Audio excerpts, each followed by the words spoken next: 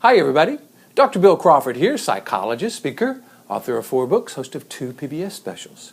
Here today to give you another tool in helping you create the life you want. It has to do with how we think about how we think. There's a quote that I'm sending out to the people on my quote list. It says, just because we have a thought doesn't mean it's a thought worth having. I like that because I think it gives us an opportunity to look at how thoughts influence our experience of life and how we can influence that process. Because what a lot of people tell me is the thoughts that they have, the emotions that triggers, and then how they respond to that. So they'll have a thought about jealousy or anger or frustration or resentment or stress or whatever, and that will trigger jealousy, anger, stress, frustration, stress. And they will start then gathering data really that has more to do with that emotion and that reaction than really looking at the thought. Is it a thought worth having?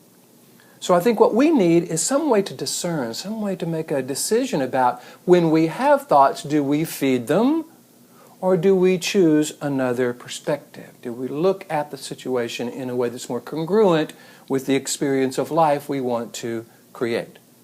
Let's take traffic, for example. Most people say, man, traffic really stresses me out. And when we're in traffic, we're feeling stressed. We can't get where we want to go. It might make us late. And then we get more stressed about that. And we have a lot of thoughts about that. Those thoughts trigger emotions, and we found ourselves kind of getting caught in a cycle of stress and frustration based on our thoughts about and our experience of traffic. So what if we backed up to that initial thought, that traffic is a problem? Is that thought serving us? Is it a perspective on traffic that is helping us create the life we want? Is it a perspective that we would teach to someone we love? I mean, we are choosing to get into traffic because traffic is just a lot of people going the same way we are, and we have a place we want to get. Now, we may choose to get in there and may be surprised by the amount of people that are going that way and how slow everyone's going, and yet we still, if you want to experience that situation in a different way, influence our experience of it in a way we would teach to someone we love, we can look at our thoughts, our perspective, our interpretation of traffic, difficult people, our job, our boss, our spouse, whatever it is, and ask, is that a thought worth having? Do I want to feed that perspective and the resulting experience that it creates? Or do I want to choose another way of looking at it? And I keep coming back to, would I teach this to someone I love? Because I think when we are teaching those we love how to respond to life in a way that helps them be successful, we're coming from that wise and wonderful part of our brain. We're coming from the part of us that is wanting to help them become more influential in their lives. So we might say, well, honey, yes, sometimes you're going to find yourself in traffic, and that's just a part of life. So what you want to do is maybe pop in a CD or listen to some music or listen to a book on tape or do something that has you actually enjoying that experience because it's an experience you're going to have over and over.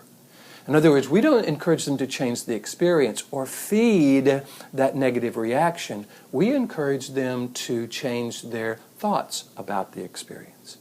Now, easier said than done? Absolutely. Isn't everything? So I've come up with something that I call the $10 million question. And when I encounter people that go, well, yeah, that's easier said than done. That's really hard, Bill. And I go, well, okay. So let me ask you a question. If someone said, I will give you $10 million to practice being different, thinking different about some particular situation for the next 21 days, would you do it? And they don't hesitate. They go, absolutely. So in other words, it becomes really important to them because who wouldn't love $10 million? We all think that $10 million would solve so many of our problems. Whether it really will or not is not the point. The point is we would do that for that amount. That becomes a motivation worth our confidence in our ability to make that happen. We would do that. And remember, it only takes 21 days to change a habit. So I think the question we need to ask ourselves is, how valuable is my peace of mind? How valuable is the love and the compassion, the confidence, the clarity and the creativity that I want to experience in life? Is it worth $10 million? Is it worth twice that? 100 times that? Is it priceless? So what I suggest we do is begin to look at the thoughts we find ourselves having, and before we start feeding them and validating them and finding ourselves being influenced by them, let's discern, is this really a thought worth having? Is this a thought I would teach to someone I love? And if the answer is no, let's shift to, okay, then what would I? What is the thought I want to feed? What is the thought worth having in this particular situation? I hope you're finding these videos valuable. I am having a ball bringing them to you. If you do, please hit the like button, leave a comment. I read all the comments, and if you have a question, you can leave that as well. If you want to learn more about my philosophy, myself as a speaker, life coach, you can go to my website, Ph.D.com. Hit the contact button. Let me know what you're interested in. I would love to come and do a presentation for your organization about influencing our thoughts, dealing with stress, dealing with difficult people, leadership, culture, whatever it is. And if you want to work with me as a life coach or a psychologist, however you want to do that, again, hit the contact button and let me know.